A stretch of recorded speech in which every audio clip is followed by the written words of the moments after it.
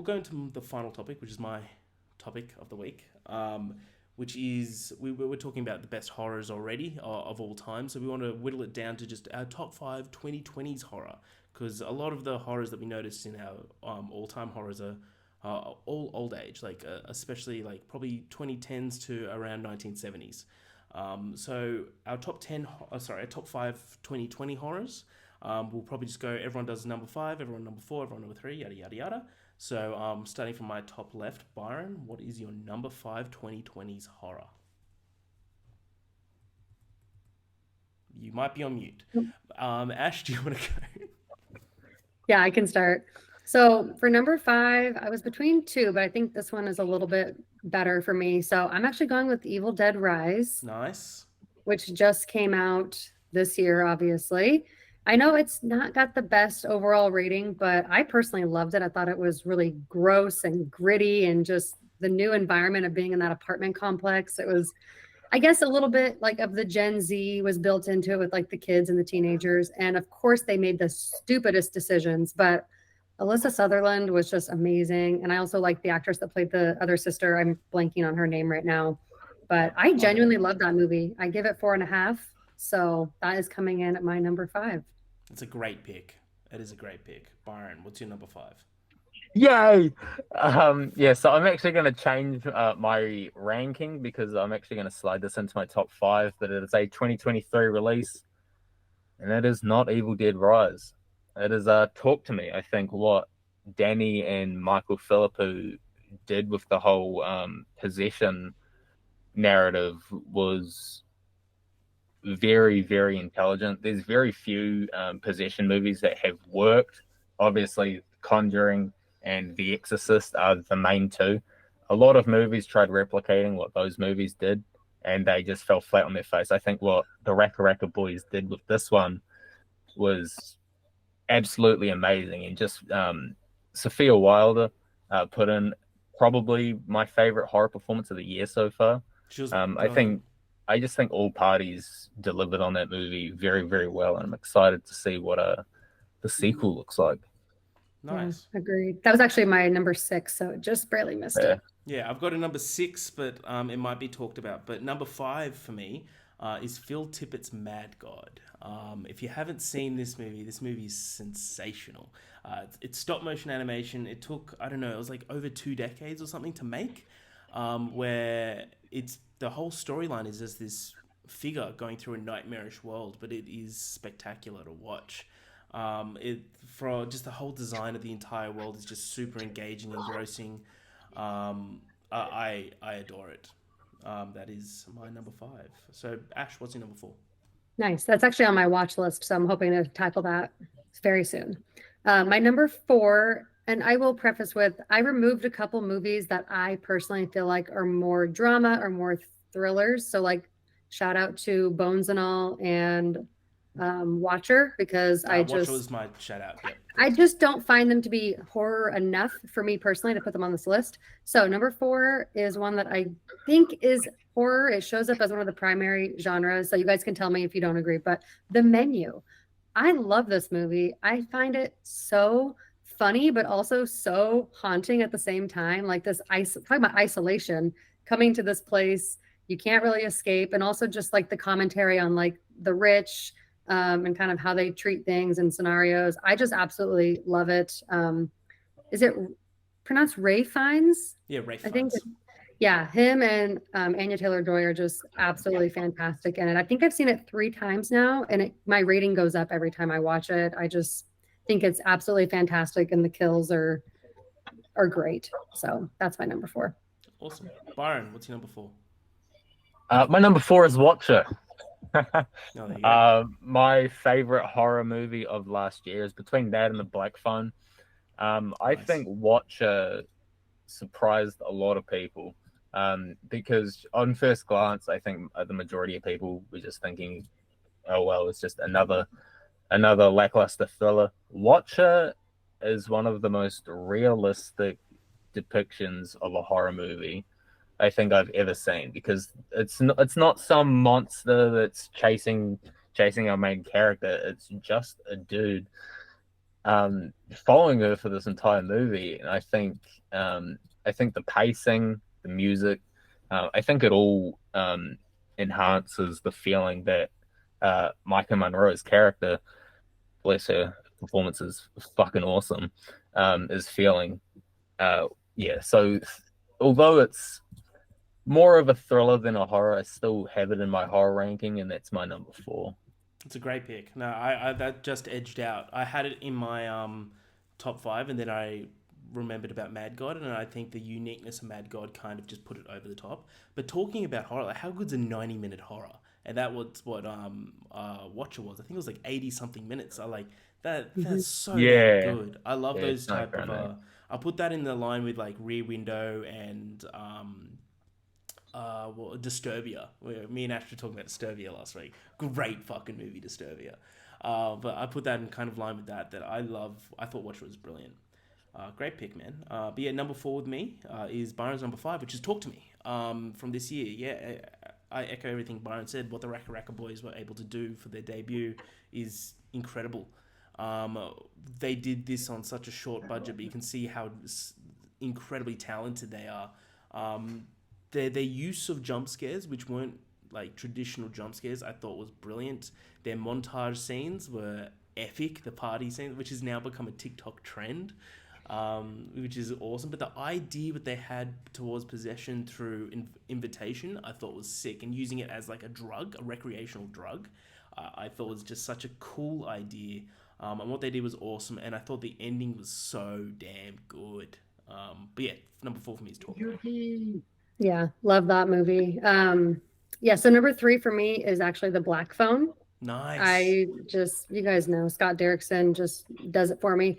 But Ethan Hawke is just so terrifying as the grabber. I think this is another one that, even though aspects of it are not realistic, I think the way he captures the children is, and it's very terrifying. And then you talk about these kids and their relationship with their father, just so terrifying. And also the acting from the children, I think, is just top tier, especially the sister.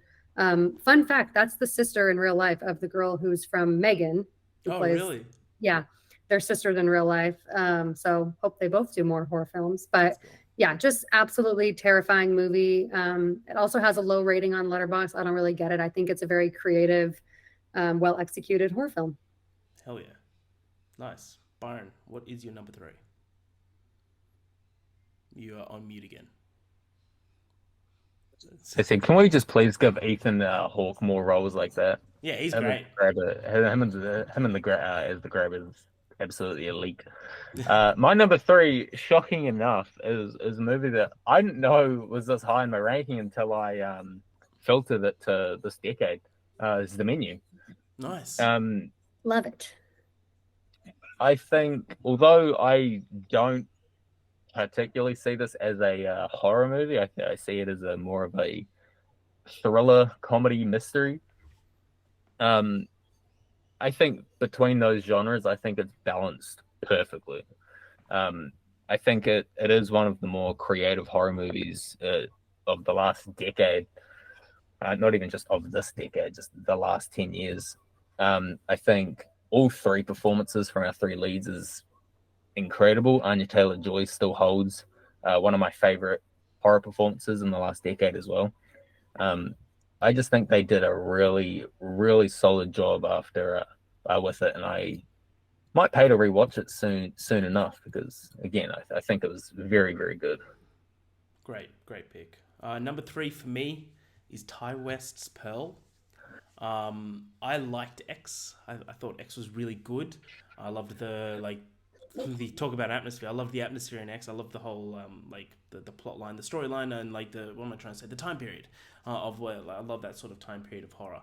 Um, I'd give it probably a 3.5 because I just thought it was like super predictable and generic in terms of all the kills.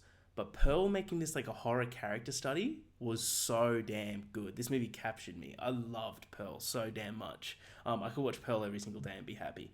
I think that Mia Goth, I think this is her best performance that I've seen her in, period. I think she's spectacular in this movie. Everything about it is just so utterly unnerving. And I also think this has one of the best credits of all time, where it's just her smiling. I think that is awesome. And it's got the new Superman in it, of course. The guy that's about to play Superman, he's in it as well. So, shout out to that dude for that. But number three for me is Ty West's Pearl. Onto the top Well, twos. So, it's funny that you should mention that because my number two is Pearl. hell yeah. I just think this movie is absolutely brilliant. They didn't have to do anything after X. It's like everyone would have just been fine with where they left it, but just getting to see why this character is so deranged. And I'm sure we were all asking ourselves after X, why is she like this? Like, this is just a weird character. So the fact that they were able to like pull from that and just come up with this whole backstory, I think is absolutely fantastic. And Mia Goth is just unstoppable. I second everything that you said. I'm not going to harp on it too much, but I think that her performance was one of my favorites of the year that year. And yeah, I can't wait to see what else she does. She's great, isn't she? She's so good. Amazing. Byron, what is your number two? I think you're on mute. I feel like Byron's becoming like the Cam of our podcast. He's always on mute. There you are. What was your number two? My number two belongs to Jordan Peele's Nope. Nope Wow. is another. It's a 4.5 out of 5 stars for myself.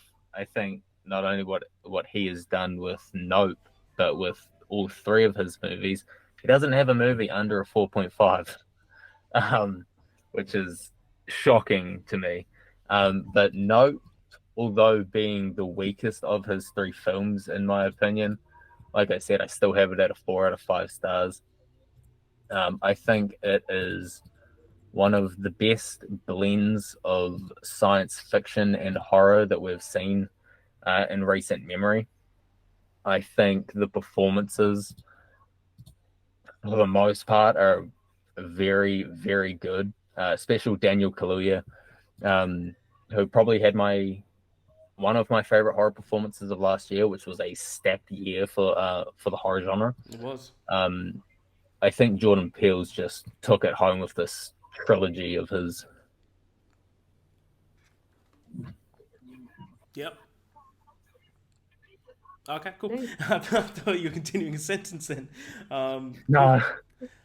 Cool, yeah, well, nice one. My number two is Zach Cregger's Barbarian from last year. You're going to say Zack Snyder. I'm like, what? No, Zach Cregger, Barbarian from last year. This was my favorite horror from last year. I adored this film, I think, a lot more than most. I've seen this movie like 4 times now. I love it I love it more every single time. This whole idea about like, I don't really want to say it in case anyone sees it, but like it's kind of like a haunted Airbnb in a way. Then it keeps evolving into something more and more and more disgusting. And when you think it's like the height of evil, it keeps getting worse. Like there's this one line in the movie where it's like this guy that looks like he's attacking this woman, attacking this woman saves her, and then he's just like, "There's more evil in that house than that," and it's like talking about a monster, and you're like, "What the fuck?" And then by the end of the movie, like you realize exactly how fucked up this whole movie is. I adore this movie. In terms of atmospheres as well, I'm going to give a shout out to Barbarian because the fucking tunnels in Barbarian have you on edge. Definitely. And talk about a character that is an incredible character, but just such a scumbag. Justin Long's character in Barbarian, piece of shit. Deserves everything comes to him. Disgusting. Just a It gross actually made guy. it hard to watch the first time because it's so unexpected. Oh yeah, big time. But I adore Barbarian. So we're down to the number ones. Ash, what is your number one movie of 2020s? Okay, I feel like this is going to be a surprise considering your reaction to it being Byron's number two, but Nope is my number one Wow, of that's the awesome. 2020s. I love Nope. I actually give it 4.5. I think it's his second best film. I like it a little bit more than Us. I agree. I think that what he does there with creating this sci-fi horror blend, and also mixing in the past, like the scene with the chimp. I mean, that's got to be one of the most brutal it's horror so scenes I think creepy. I've ever seen in a film.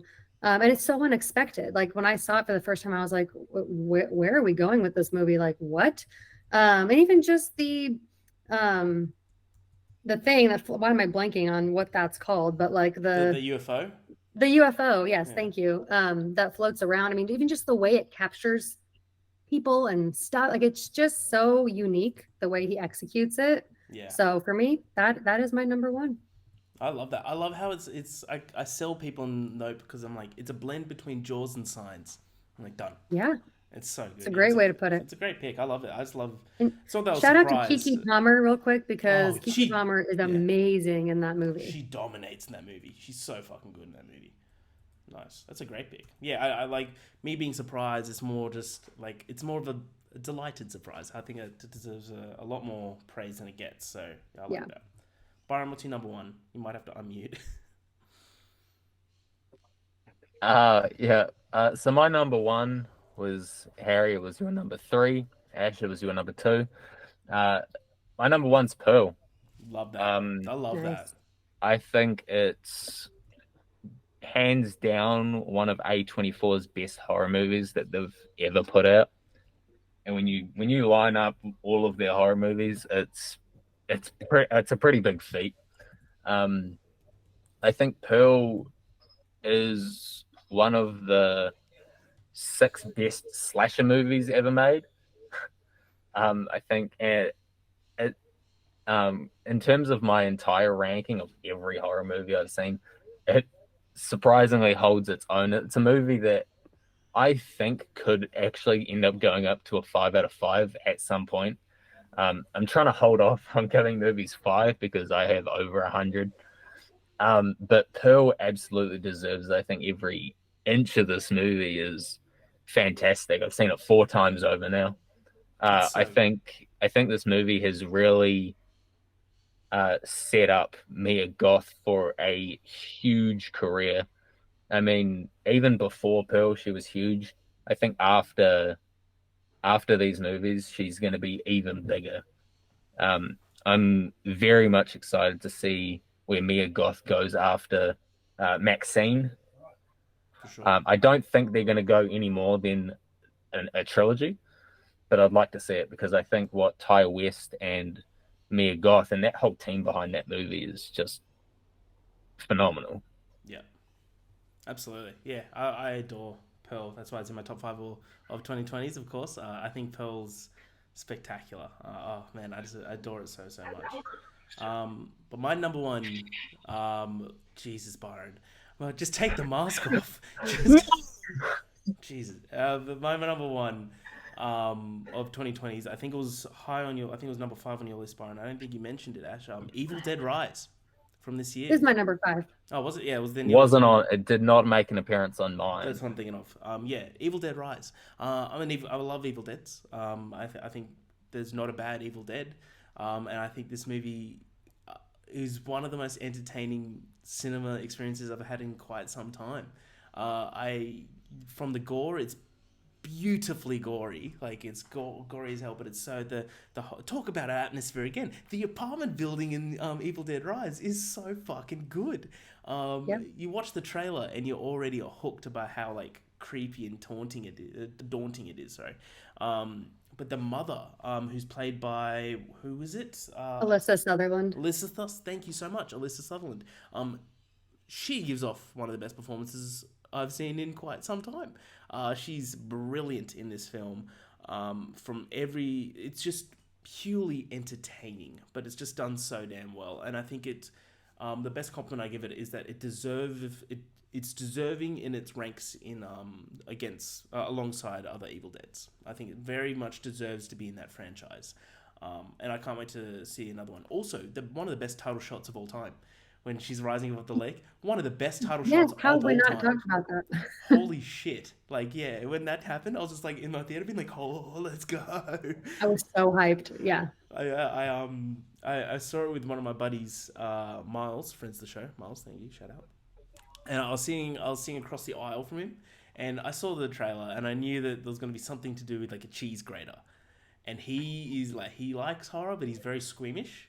And when she picks up the cheese grater, I just turn to him, start staring at him, and he just looks at me and goes, "No." He's like, starts to shake. I'll never forget that. So my best horror movie of the 2020s for me is Evil Dead Rise.